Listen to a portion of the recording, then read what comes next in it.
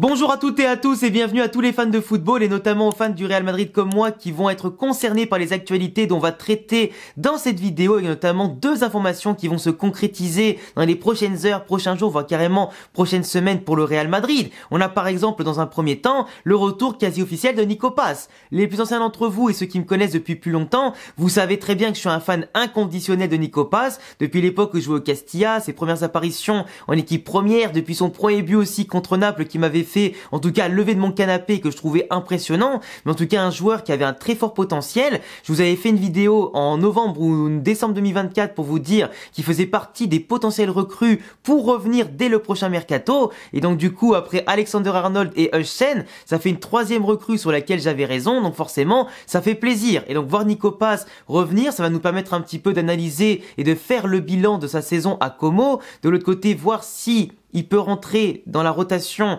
et l'équipe de Xabi Alonso, s'il peut progresser, gagner sa place, évidemment beaucoup y apporter. S'il est complémentaire ou trop similaire à ce qu'on a déjà, on va parler de tout ça. Et dans un second temps, on parlera évidemment du possible numéro 10 de Luka Modric qui sera donné à Kylian Mbappé, au détriment de certains joueurs qui peut-être selon vous auraient pu davantage le mériter et davantage mieux le porter, mais on va parler de tout ça dans cette vidéo. Et pour ceux qui l'attendent, sachez que la vidéo sur la future tactique de Xabi Alonso au Real Madrid est prête, elle sortira demain, du coup mercredi à midi, donc n'hésitez pas à cocher la cloche en vous abonnant pour ne pas rater la notification et être sûr de ne pas manquer la vidéo. Un petit pouce bleu, ça fait toujours plaisir, un petit commentaire aussi, mais n'oubliez pas que si jamais il n'y a pas de notification, que vous voyez pas les vidéos dans votre fil d'abonnement, ça peut arriver que YouTube bug pas mal en tout cas en ce moment, n'hésitez pas à venir checker la chaîne de vous-même parce qu'il y a quasiment une vidéo par jour qui doit popper en général entre midi et 14h, et si jamais ça sort un peu plus tard, et ben venez checker par curiosité pour pas manquer les dernières vidéos. Comme l'analyse de la présentation de Xabi Alonso qui est sortie hier, n'hésitez pas à la checker si c'est pas déjà fait. Et merci à tous ceux qui rejoignent la chaîne parce que depuis qu'on a passé les 100 000 abonnés,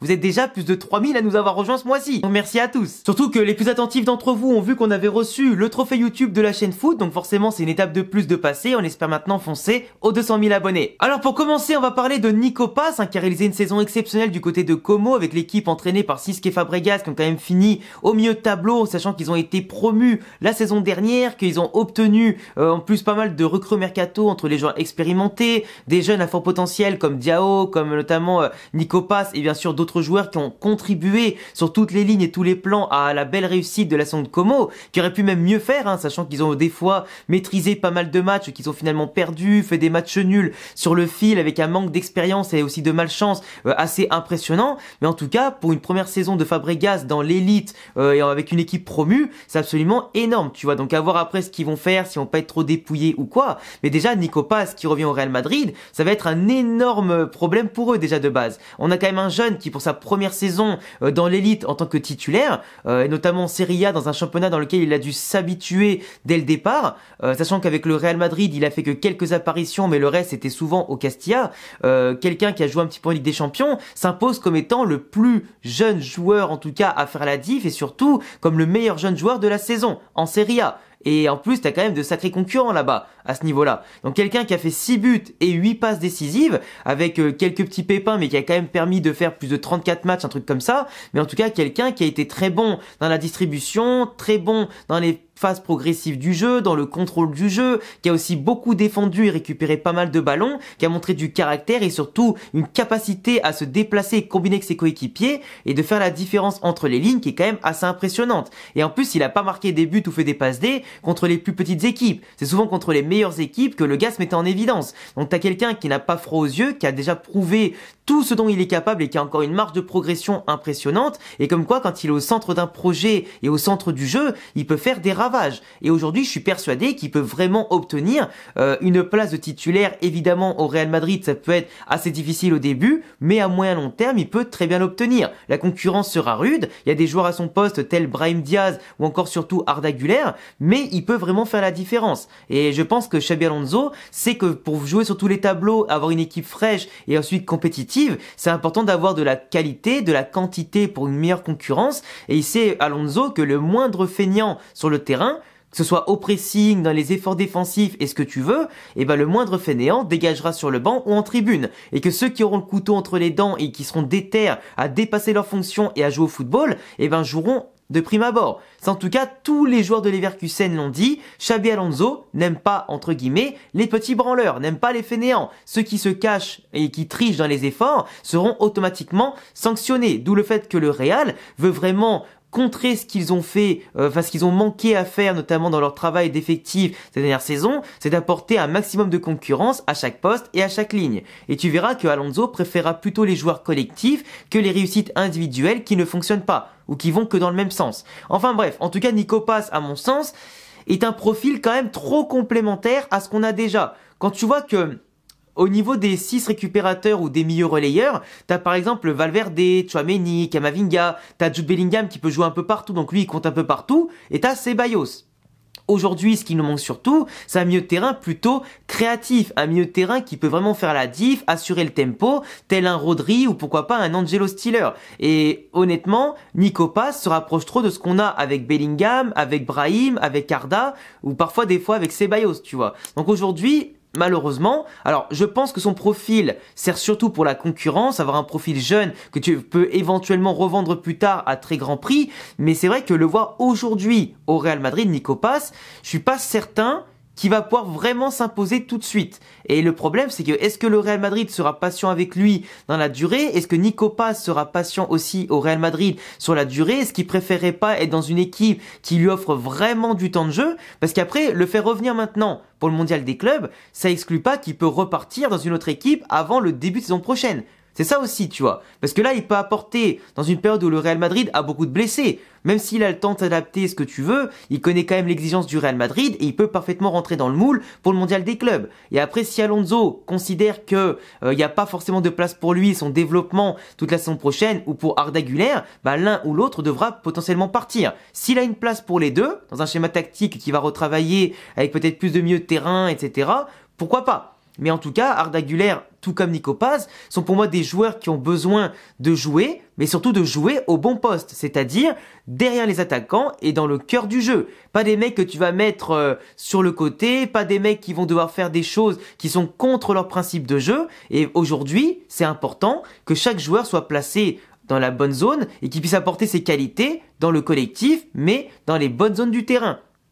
Et c'est comme ça que ça marchera, tu vois. Alonso, dans tous les cas, c'est quelqu'un de très intelligent, qui a ce discours avec les jeunes, qui a cette capacité à les faire progresser. Donc j'ai, en vrai, aucun doute sur le fait que Arda et Nico Paz peuvent progresser, mais après, quel temps de jeu ils auront et à quelle fréquence ils vont jouer, ça c'est un mystère. Mais pour moi, les deux peuvent énormément apporter dans la capacité à conclure les occasions comme à les construire. Après, pour gérer le tempo, c'est encore un peu compliqué. C'est pas non plus des Toni Kroos, tu vois, et des joueurs aussi bons dans ce rôle-là, un peu reculé, mais clairement, dans la zone un peu plus haute du terrain, on sait que derrière les attaquants, ils peuvent distribuer full caviar, voire pourquoi pas terminer eux-mêmes avec de très belles frappes de balle. Donc pour moi, Nico Paz a ses chances de jouer et d'être décisif. Maintenant, est-ce qu'il sera titulaire indiscutable tout de suite? Je pense pas. Mais est-ce qu'il sera dans la rotation? Honnêtement, je pense que c'est possible. Si j'exclus pas qu'il fasse un très bon travail dans le mondial des clubs et que le Real Madrid peut l'envoyer en prêt ailleurs, ou alors garder une option de rachat en l'envoyant en vente directe ailleurs. Mais forcément, à Nico Paz de gagner sa place, à Arda Güler aussi de garder sa place, et après aux joueurs simplement de lutter avec le couteau entre les dents pour faire comprendre que eux ils sont indispensables contrairement à d'autres et qui peuvent vraiment être ultra utiles à l'équipe. Kylian Mbappé va hériter du numéro 10 et là je sais que ça va faire grincer des dents parce que Luka Modric s'en va déjà de base, ça fait grincer les dents de tout le monde parce qu'on aurait aimé qu'il reste un peu plus par rapport à tout ce qu'il incarne sur et en dehors du terrain, pour le côté exemplaire, pour le fait qu'il méritait de sortir par la grande porte et pourquoi pas par un dernier gros trophée. Après bon, le mondial des clubs c'est pas un gros trophée, mais s'il part au moins sur ça, ça serait quand même plutôt pas mal et plus intéressant et pour éviter une sortie gâchée contrairement à Kroos, Casemiro ou d'autres légendes partis plus tôt. Mais en tout cas, le numéro 10, qui forcément doit revenir de base à un titulaire indiscutable, et aujourd'hui, Kylian Mbappé aimerait faire comme Cristiano à l'époque, c'est-à-dire laisser le numéro 9 qu'il avait eu dans sa première saison, qui ensuite de base était donné à Karim Benzema, pour que Mbappé puisse s'en délaisser et prendre le numéro 10. Il sait qu'il peut pas prendre le 7 parce que c'est Vinicius qui en est le propriétaire et qui en sera toujours le propriétaire quoi qu'il arrive, mais aujourd'hui, le numéro 10, c'est le même qu'il est en équipe de France. Donc Kylian Mbappé qui prend le 10, je sais que beaucoup d'entre vous auraient aimé que ce soit plutôt un milieu de terrain qu'il est ou simplement Arda Güler, parce que Arda Güler, voilà, c'est quand même l'héritier, la nouvelle génération, c'est quelqu'un que si tu le mets titulaire, il peut devenir vraiment impressionnant sur le terrain, quelqu'un qui a besoin de se lâcher, qui a besoin de jouer à son poste, qui peut faire des diffs et devenir générationnel. On a tous vu les qualités de son pied gauche, son intelligence, ses déplacements, les caviars qu'il peut donner. Mais et c'est sûr que dans le système de Xabi Alonso, tout comme à Nico Paz, ils peuvent exploser comme j'ai dit plus tôt. Mais aujourd'hui, c'est vrai que Mbappé numéro 10, je peux comprendre que ça fait grincer les dents. Après, d'un côté, Mbappé va être au cœur du projet.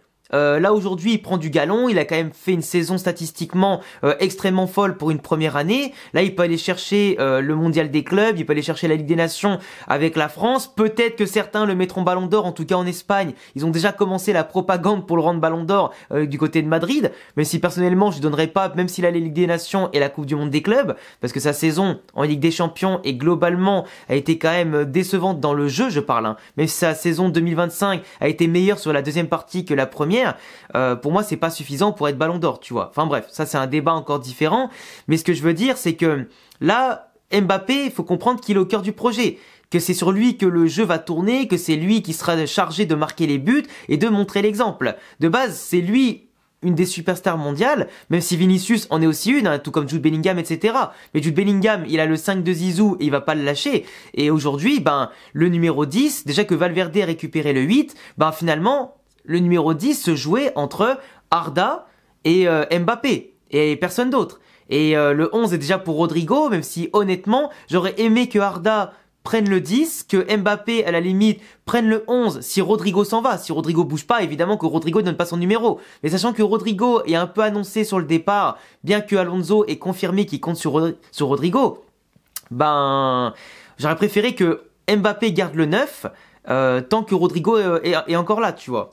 Et qu'après, si Rodrigo s'en va, ils prennent le 11. Mais forcément, vous savez comment ça marche, le marketing, ça fait vendre des maillots, ça fait vendre avec le nom qui va avec. Et c'est sûr que le Real, avec Mbappé numéro 10 en équipe de France, ils vont sauter sur l'occasion, tout comme le joueur, de prendre le 10 aussi au Real Madrid. Et vous savez très bien que le 10, en général, c'est un numéro et un maillot qui fait énormément vendre. Donc imagine bien que Mbappé plus le 10, ça va cartonner. Ça va cartonner. Après, en 9, peut-être que le 9 va être donné à Hendrick ou peut-être un futur numéro 9 qui pourrait arriver dans l'effectif. Mais c'est vrai que là, je trouve ça un peu dommage que ce soit pas l'héritier Arda Güler qui récupère le numéro 10. Mais après, comme c'est en correspondance avec le projet du Real de mettre Mbappé au cœur du projet, ça pouvait que tourner comme ça. Et le pire, c'est que j'avais fait une vidéo en 2024 pour dire que ça allait arriver. Comme quoi, j'avais déjà tout prévu, tu vois. Enfin bref, dis-moi ce que t'en penses de cette vidéo, du retour de Nico Paz, ce qu'il peut vraiment apporter au club et à l'équipe. Dis-moi ce que tu penses du choix du Real Madrid de donner le 10 de Modric à Kylian Mbappé et pas à Arda Güler. Et puis n'hésite pas à t'abonner, cocher la cloche et on se retrouve très vite pour de prochaines vidéos, dont demain à midi pour parler de la tactique de Xabi Alonso. Ciao les gars.